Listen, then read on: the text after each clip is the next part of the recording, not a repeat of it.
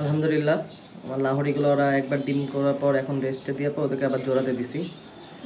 তো ওরা আবার হয়তো বা মিটিংয়ে যাবে, এই জন্য খাঁচা ওদের জন্য স্পেসটা অত বেশি বড় হয় না। তো সেই ক্ষেত্রে দেখা যায় ব্রিডিং করলেও ডিমটা পরিপূর্ণ হয় না।